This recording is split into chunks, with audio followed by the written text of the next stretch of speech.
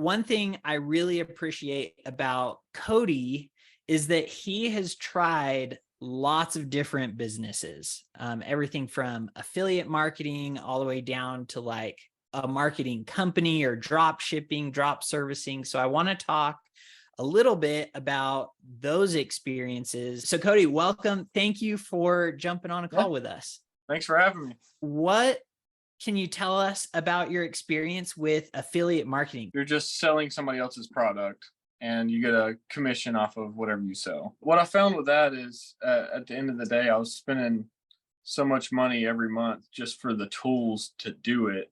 And I wasn't making any money. I can understand that it's really appealing to a lot of people of like, hey, I don't have to do almost anything. I'm just marketing. I think I made like 1 or 2 sales, but by the end of it, you get like a $7 commission, and that wasn't covering the cost of the tools to do it. How long were you doing that for? Did it for a couple months till I realized, I'm spending all this money every month and I'm not seeing a return here. So what about drop shipping and drop servicing? We can kind of lump those two together because I assume they're fairly similar, but how was your experience with those? Everybody expects 2-day shipping because of Amazon, you know? Yeah. And once they don't get it, they feel like they've been scammed and they try to get the money back. You probably had to advertise your own website as well. Yeah. Yep. Just spend a bunch of money on ads and hope to get a sale. You have to kind of find a product that wins. There's a lot of time and testing and money involved in finding a winning product. Everyone and their dog is looking for that winning product to sell. That's another problem too. Once you find a winning product, everybody else sees that you're selling it well, and then they just start ripping you off. And now you just have the competition to the bottom. The people who are doing those courses don't understand how to compete in any other way other than price. So it's like, well, I guess we just have to drop the price. And then drop servicing is a little different. You're essentially advertising like your own company, and then you subcontract out the work. You get a hold of contractors that do decks or maybe lay sod or do cabinets, and you get people that are interested in those services, and then you subcontract it out. You would advertise like Cody's construction company, and then whatever they're hiring you for, you would just find a subcontractor to go do it. Right. Yep. Was there anything especially difficult about that, or why not pursue that? You get your contractor to go out there and bid the job, and they end up just cutting you out of the deal completely, and now you're left with all the marketing cost. You send the person out there and they're just like, hey, now that I'm here, I can give you a discount. We could just cut out Cody. Exactly. Your carpet cleaning business is, as far as I understand it, it is not your full-time job, right? Right. Yeah. So what do you do for your full-time thing? I'm actually a firefighter paramedic. I'll go and I'll work for 2 days, then I'll come home and I'll have 4 days off to where I can work on carpet cleaning. I'll go work 1 day of carpet cleaning and make more than a whole 2 weeks worth of working as a firefighter. So, and you've got a busy life with your 2 kids, your full-time job. You have kids, you have a family, you're a family guy. My wife works full-time too, so I have to, squeeze watching the kids in between all that too. When you first started your carpet cleaning business, did you know anything about carpet cleaning before starting? No. Nothing. Not one bit. No. Okay. It was just a bunch of just learning as fast as I can, reaching out to you, asking you questions. From day one, the time that you bought your carpet cleaning business, you first started trying to grow it or get it off the ground, to the time that you got your first customer, how long do you think that was before you were like actually doing a job and getting paid for it? I had 2 or 3 jobs scheduled before I even had the equipment in. You don't have to wait until you are 100% ready to go before you start advertising your business. Do you remember your first customer? I remember how nervous I was to knock on their door. Like, I was just like shaking in my boots. I'm like, I barely even know what I'm doing, but you just gotta fake it till you make it, I guess. She wanted carpet cleaning, she wanted a rug cleaned, and she wanted her couch cleaned. A It ended up triple threat. being, yeah, it was like a $300 something job, and we gave her a discount. Did that one, and then one other job that day. Just posted on Facebook. Like, I just said, "Hey, I'm starting this business. Anybody interested?" And she, I guess, took a chance on me, and she liked me, and she wrote a review, and I still get recommendations from her occasionally. So, How difficult was it to get your first customer with carpet cleaning? I mean, how difficult is it to make one Facebook post? I had 3 or 4 people just from one Facebook post in my neighborhood. I didn't have to drive more than a mile to the first job, you know? So I just made the one post, and several people reached out and sent me messages, and yeah, it was really just as easy as that. How do What? you feel when you're doing the carpet cleaning? Do you feel like you're ripping these people off? Do they feel ripped off? No, because they How do have you dirty feel about it? carpet, and when I leave, it's clean. Cody, you're located out in Florida. Hmm.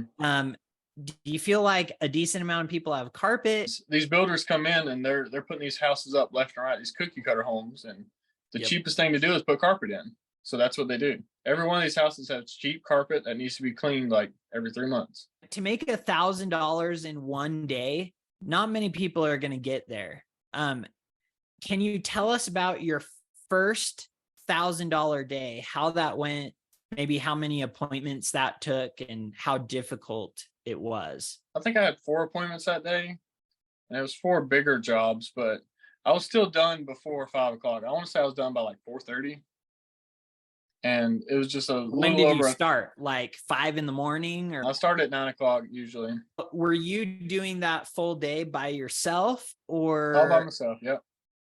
and do you feel like that was doable? Was it like Yeah. I mean, overexerting yourself? I was tired by the end of the day, just because you're lifting Sure. the machines and you're doing the cleaning, but Right. you're I was done by 4:30. That was with 4 appointments. Yeah, it was like for residential. Yeah. So that was with no commercial properties. That was just Yeah. cleaning. That's something that could easily be doable like fairly often, especially if you do some upsells and you have some other services. You could probably Yep. double that pretty easily. All 4 of those jobs were residential, but you have also done commercial jobs. Yeah, that's where the money's at, really. Tell us about your biggest job lately. The biggest job I've done so far, it was commercial for the county.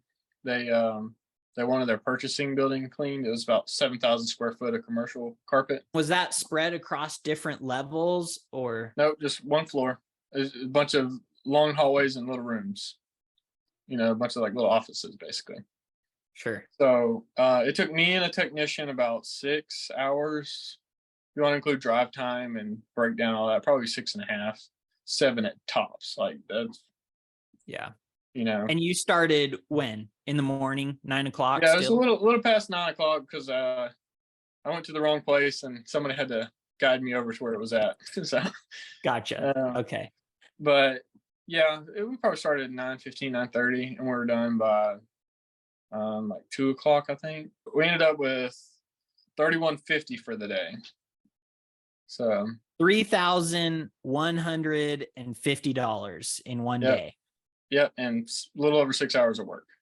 A little over 6 hours of work. Yeah. And did that take a whole crew of people? Just Their me and one job? other guy. 2 people total, including yourself. So after that job, after you've paid your technician, how much money did you make out of 3150? How much of that was So profit? after paying the technician, chemicals, and everything, straight profit was 25 and some change. $2,500. That's better money than most people make, like That's better than per doctors. hour than in a day. And how did you get that job? I was actually on vacation. So you're out I on was at- vacation, and what? Someone just reached out to you? What? Yeah, they called me up on my business line, and I didn't even answer it. I'm like, I'm on vacation. I just ignored it. And they left a message. I'm like, this don't seem real. Like, are they trying to scam me or what is this? So Yeah. I called them up at Disney World, and they said they needed 7,000 square foot of carpet cleaning. So I sent them a quote for the carpet cleaning, and then another quote for the carpet cleaning with protection, and they decided to go with that. Yep. Amazing. They just showed up on my doorstep. For these jobs, are you decked out in a professional truck with truck mounting equipment, or can you tell us like what do you use? I loaded up in the back of my pickup truck, and I have a Ford, so magnets don't even stick to it. They're aluminum. So I just show up in a blank truck, no branding or anything, and I have a shirt with the logo on it. But in another commercial, I have this church. It's a really big church that's near me. They have it's like almost 8,000 square foot of carpet total, and a church. Yeah, a church. It's a little over $2,000. I think it's like 2,300 and some change, but they're on a recurring basis at this point. So it's every 6 months that they want me to do that. You probably don't need to move any furniture.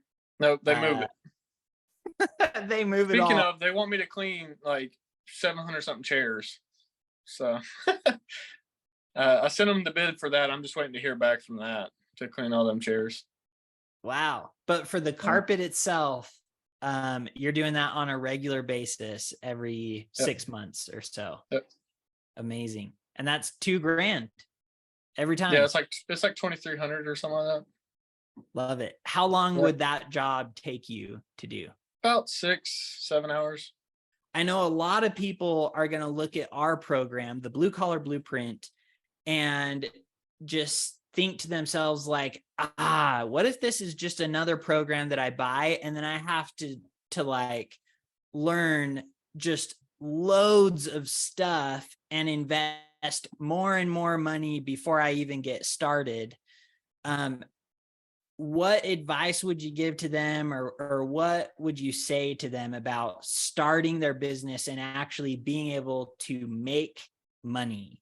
It's easier in the aspect of you get up and you go to work, That's if you're doing the jobs yourself. Yeah. It sounds like you have some help that you kind of rely on now and then. Yeah, I have one technician. He's gone and he's done a couple of jobs, and that but is you nice. took a long time to hire any help for your business. Yeah, as far as making money, it's like the easiest way to make money. You buy the machine and you go to work, And it's not like you need to invest thousands of dollars in product and then you have it all the soap and chemicals, like boxes and boxes of it sitting in your garage. It's like you buy it as needed. Yeah. So your upfront cost should be pretty minimal. Yeah. Yeah. You could pretty much break even after a week of work or less, and that would pay for all your equipment and materials and chemicals and everything. So it's a very overlooked industry. Like service-based businesses are so overlooked because everybody wants to do an online company. They don't want to have to do it's not sexy, but it brings the money in.